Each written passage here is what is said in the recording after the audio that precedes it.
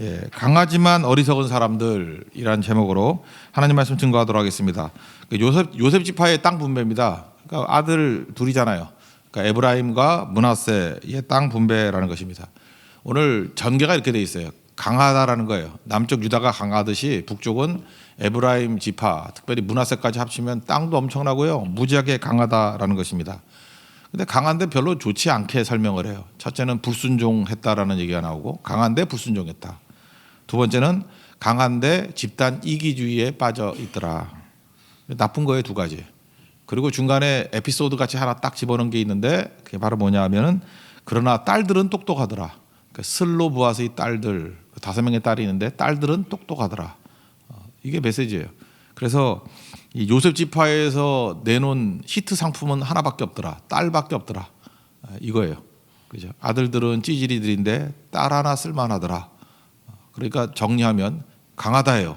무지 강한. 그러니까 하나님이 야곱에게서 이렇게 축복할 때 보면 요셉의 축복이 있잖아요.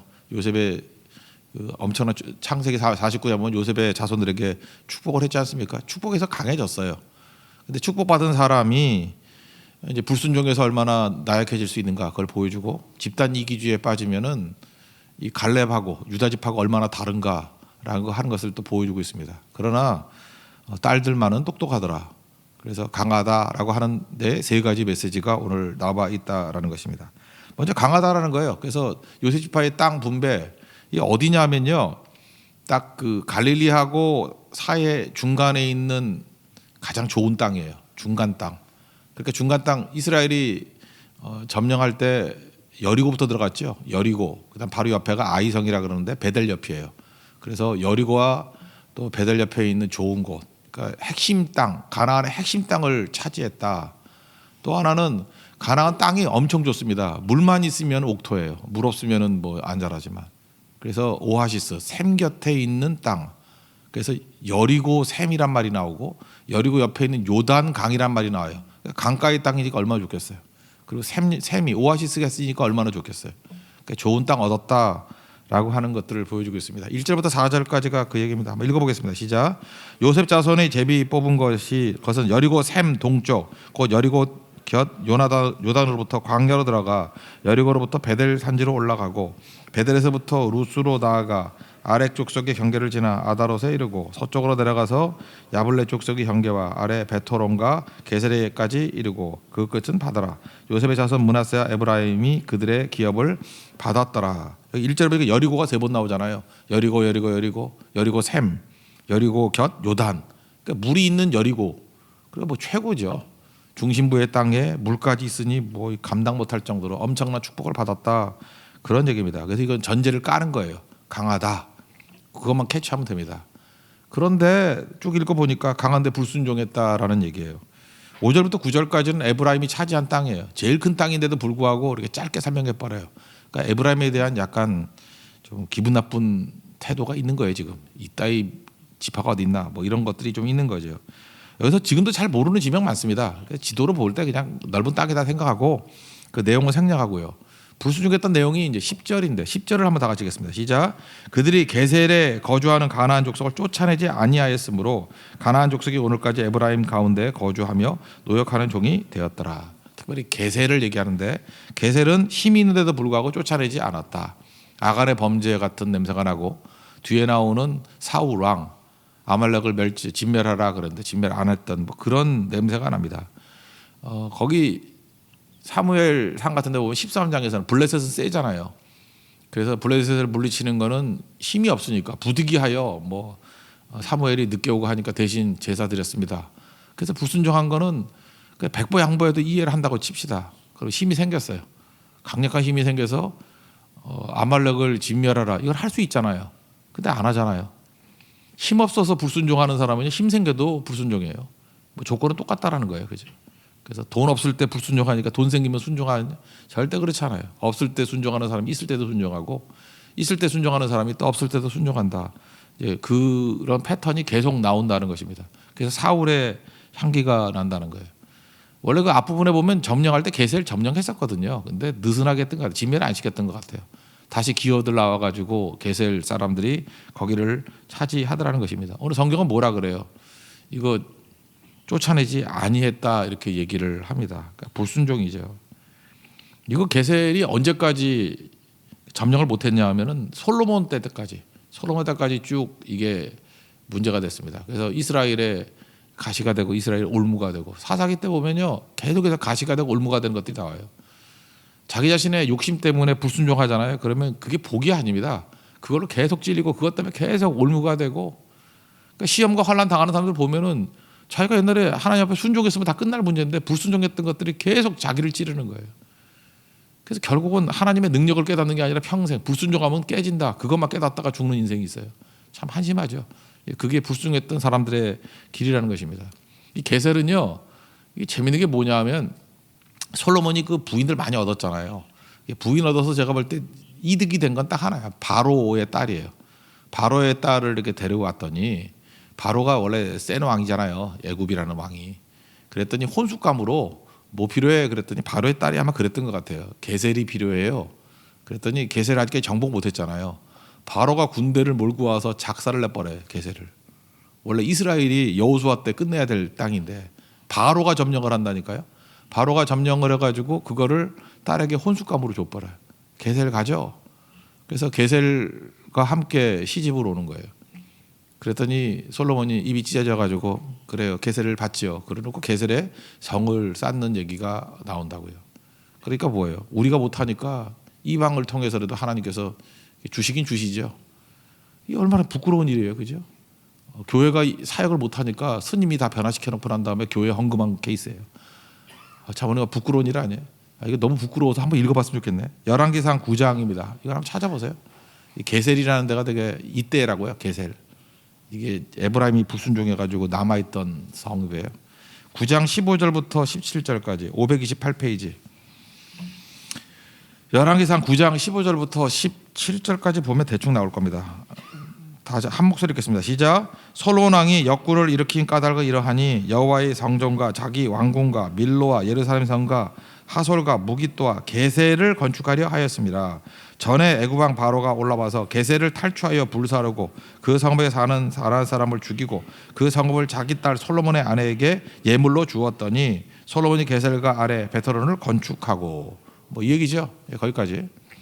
그러니까 게셀을 하나님이 이스라엘에게 허락하셨는데 힘이 있을 때 그 못하니까 사사기 내내 이것 때문에 고생하다가 이 엉뚱하게 이방망 바로가 와가지고 딸 혼숙감으로 준다고 그냥 작사를 내가지고 그거 줬다는 거예요. 그래서 게셀을 나중에 차지하고 거기에 성을 지었다.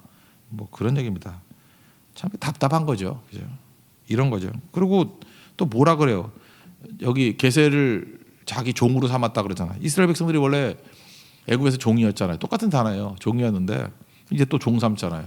이게 무슨 하나님 백성들이 해야 될 일이에요. 이게 무슨 개혁이에요. 너희들이 나그네였던 것들을 기억해서 나그네들 잘 대접해라. 종되었던 것을 기억해서 종들 해방시키라. 그게 하나님 말씀이었는데 똑같은 일을 하잖아요. 그죠? 이것 때문에 뭐 출애굽을 한다며. 그래서 출애굽하고 난 다음에 힘 생기니까 또 게셀 사람 종 삼고 똑같은 거죠. 그러니까 뭐 역사는 반복이 되는 것 같아요. 계속. 그죠? 속지 말아야 됩니다. 그래서 복음이 없이 말씀이 없이는요. 뭔 아름다운 소리를 하든 간에 다 똑같은 놈들이에요. 똑같이 간다고. 보세요. 이게 이렇게 돼버린다고. 므낫세도 그랬어요. 므낫세 17장 넘어가면 므낫세도 거기 또 딱 나눈 얘기 쭉 나오고 난 다음에 12절 13절 17장입니다. 그것 한번 읽어봅시다. 시작.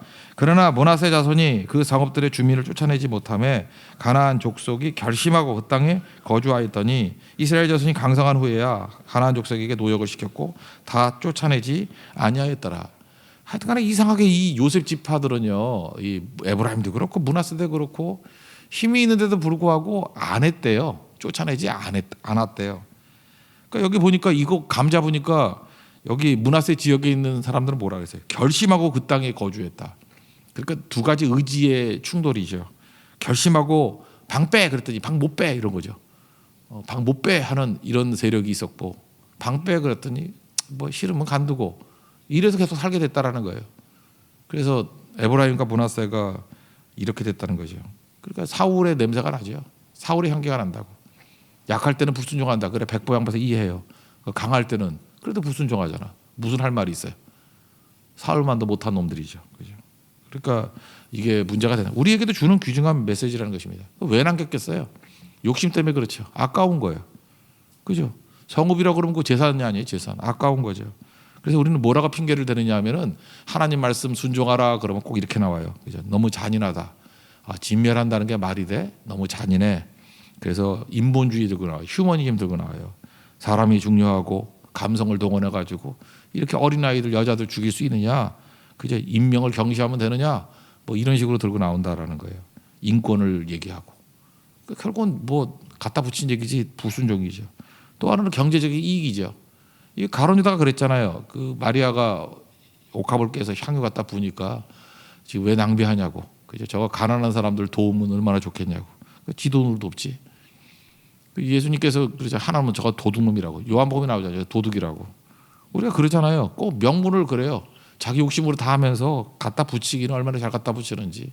뭐 구제하고 섬긴다. 뭐 이러는 거죠. 그러니까 이 문제가 되는 거죠. 뭐 종교적으로도 그럴 수 있잖아요. 기브온 사람들이 예를 봐라. 그거는 언약을 잘못 맺어서 그렇게 된 거지. 기브온 사람들 그 성전에서 일 시키듯이 저거 종로로 시키면 되는 거 아니냐. 자기들이 종이었으면 또 종 삼아요. 그 사람이 느디님 사람이 됐고. 근데 기브온 사람들은 충성스러운 사람들이었어요. 그래서 바벨론 포로로 끌려갔다 와도 돌아오게 된 사람들. 그러니까 계속 이런 식으로 핑계를 댄다는 것입니다. 그러니까 우리가 하나님 말씀은 이납공이라 그러죠. 이해 납득 공감이 되지 않더라도 그냥 순종하는 거예요. 우리가 뭐 다 합니까? 하나님께서 우리에게 좋은 거 이끌어 가시겠죠. 잠깐만 이해를 못하는 사람이 있죠. 이해를 못하는 사람의 특징이 뭐냐 하면은 믿음이 없으면 이해가 안 돼요. 누구를 이렇게 의심하잖아요. 그럼 잘 이해도 못하고. 그래서 믿음이 있는 사람이요 똑똑해요. 믿음이 있는 사람들. 제가 어저께 그 랍비 강연 얘기를 했죠. 어떻게 하면 그 유태인들에게 교육을 잘 시킵니까? 그랬더니 거짓말하지 마십시오. 부모가 12살까지는 아이들이 신뢰를 배워야 돼. 믿음을 배워야 된다는 거예요. 믿는 사람 만드는 거예요.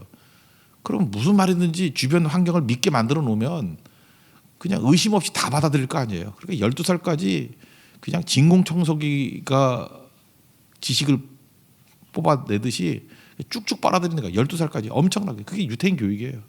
신뢰. 그러니까 하나님 말씀을 증거할 때도 마찬가지죠. 여러분들이 초신자일 때 어린아이들 때 그냥 의심 없이 다 받아들이는 거예요. 그죠? 쫙 받아들이면 순수한 말씀을 증거하면 엄청난 사람이 나오겠죠. 근데 우리는 안 그래요. 자기 욕심 때문에 또 기분 나쁜 것 때문에 잠깐 의심을 신겨놔요. 제 말을 믿으면 안 돼. 저거는 의심해야 돼. 그 애들한테 의심을 신겨놓으니까 그 집안 콩가루 집안 되는 거지. 애들 바보 되는 거예요. 바보. 교회가요 어느 순간에 부흥하는지 아십니까? 갑자기 하나님에 대한 철저한 신뢰가 임해요. 믿음이 임한다고. 그래서 하나님 말씀이면 무조건 다 믿어지는 그 믿음이 나타나요. 그래서 세상 사람들이 볼 때 어떻게 저런 무모한 일을 하나 하는 것들을 해요. 그게 믿음의 역사예요. 그때부터 수준이 다른 거죠. 이런 사람은 세상이 감당하지 못한다 그러잖아요. 그게 믿음의 사람의 길이라는 것입니다. 잠언 3장 6절 보니까 너는 범사의 글을 인정하라.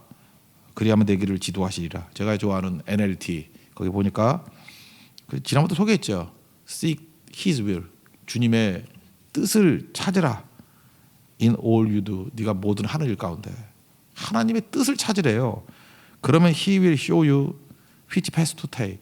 갈 길을 보여주실 거라고. 갈 길을. 그러니까 하나님의 뜻을 찾으면요. 하나님의 뜻 안에서 갈 길을 보여준다는 거예요. 언제 우리 길이 보여요? 하나님의 뜻을 찾을 때. 모든 일 가운데 하나님의 뜻을 찾을 때 갈 길을 보여주신다는 거예요. 갈 길을 밝히 보여주신다는 거예요. 이게 성도의 삶이라는 것입니다. 여러분 강한데 이렇게 불순종하는 이런 요셉 지파 같이 되지 말고 강하지만 철저하게 순종해서 강할 때 순종하면 얼마나 많은 일을 이루겠어요. 하나님 앞에서 열매 거두고 승리하는 주의 종 되기를 바랍니다. 또 한 가지는 또 나쁜 거죠. 강한데 집단 이기주의에 빠져 있다라는 것입니다. 복 주셨다, 큰 민족 만드셨다. 뒷부분에 나오는 걸 먼저 살필게요. 왜 한 분기만 주느냐는 거예요. 우리 큰데 더 줘라, 이제 더 줘라.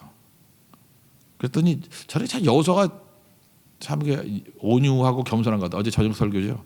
온유와 겸손을 배우라. 내게로 와서 나는 마음이 온유하고 겸손하니 내게 와서 배우라.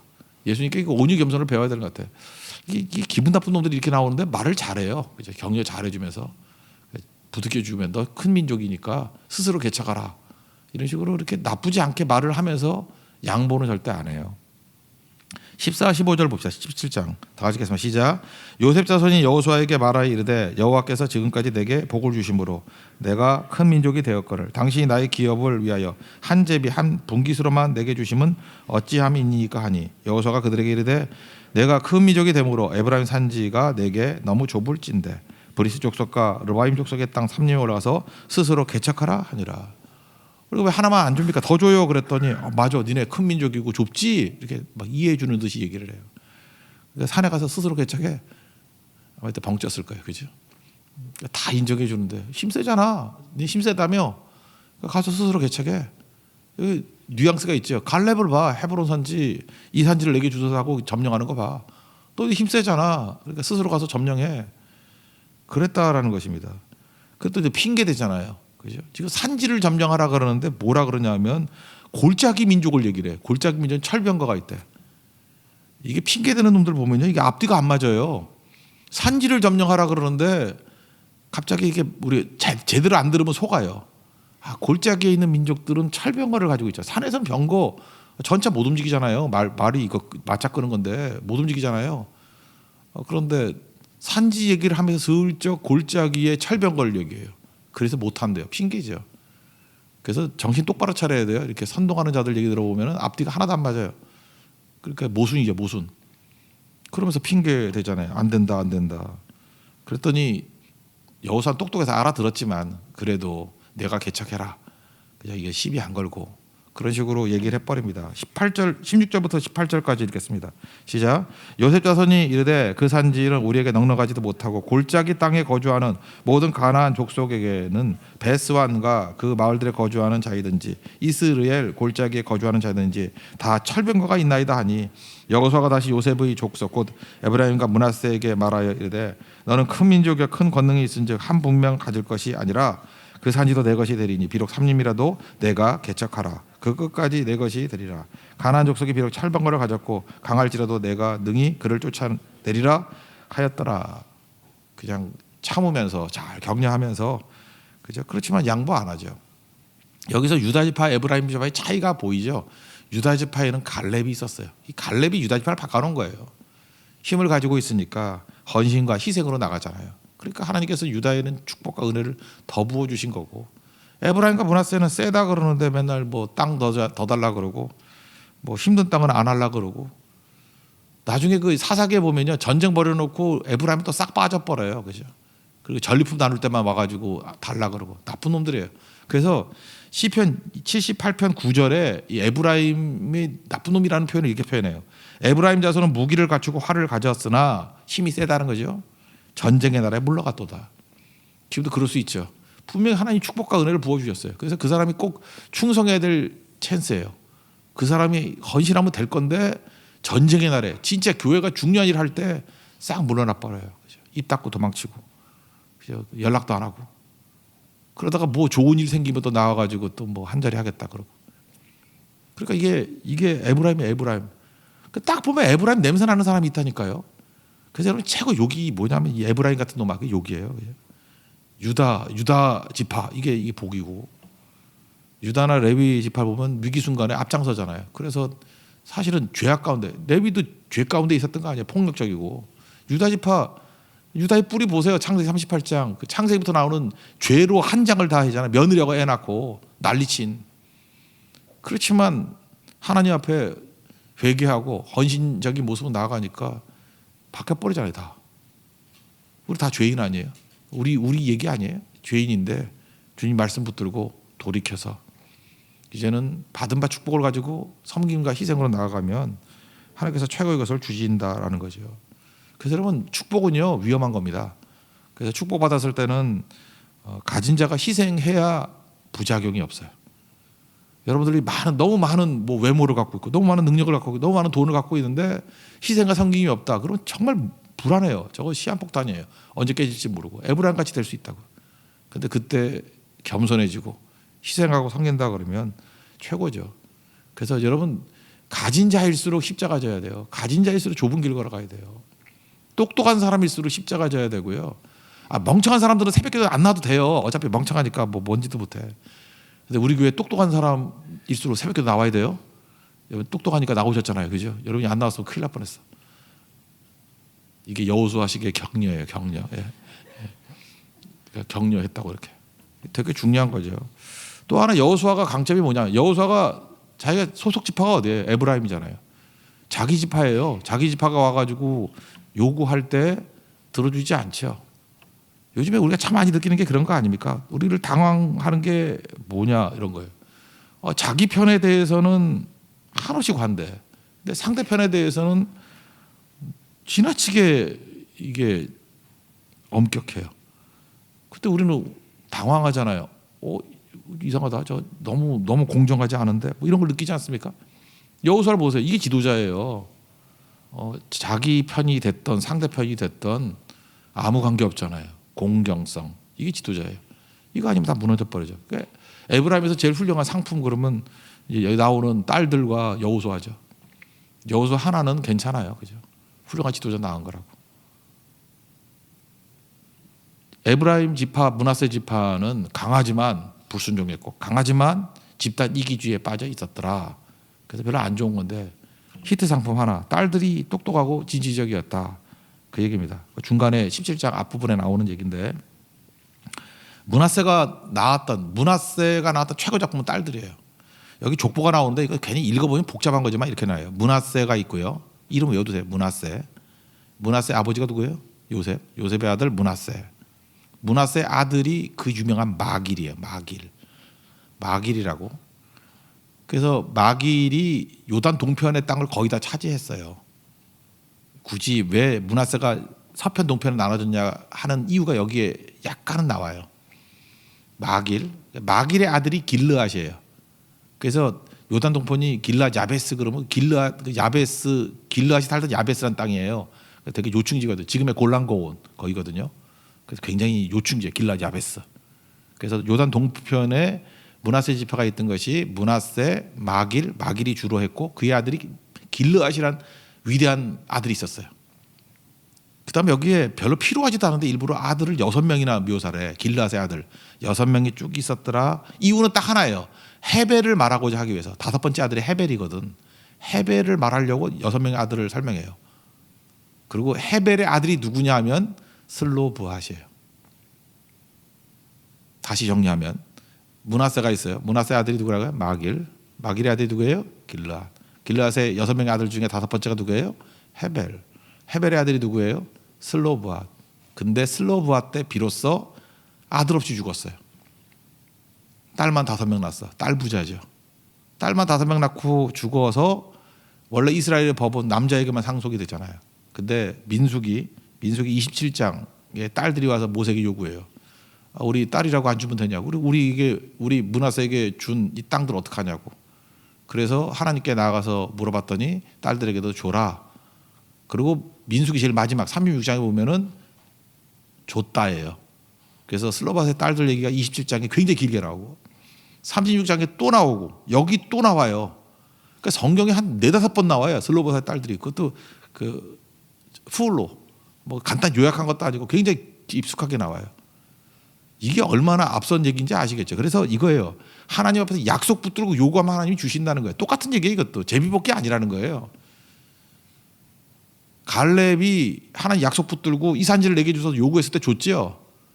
갈렙 같은 믿음을 가지고 있었던 것이 이 요셉 지파에서는 슬로브핫의 딸들밖에 없었다라는 거예요.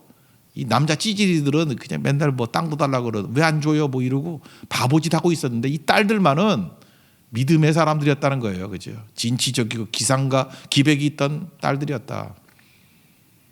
그래서 5명의 딸들 서양 가면 이거 뭐 이름 되게 많이 짓고 그래요. 그 3절에 보니까 말라, 노아, 호골라, 밀가, 디르사. 지금 캐나다 갔지만 우리가 다녔던 그 차라엘이라고 하죠. 차라엘 그 동생이 디르샤던데 티르샤, TIRGZA 그죠? 티르사. 그래서 걔는 티르사라고 부르더라고. 근데 미국에서 이 이름 되게 많아요. 티르사라는 이름. 근데 미국 애들은 티르사라고 발음을 안 해. 털자라고 말해요. 털자. 몰라, 내 귀에 잘못 들렸나? 털자. 그래서 내가 아는 털자를 하나 알고 있거든요.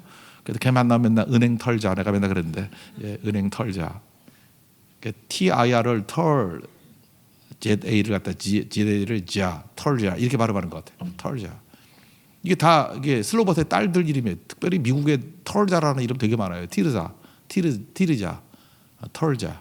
이게 이름 되게 많다고요. 금방 설명하고 한번 읽어봅시다. 10장 1절부터 3절까지 그 얘기하는 거예요. 족보 얘기하는 거예요.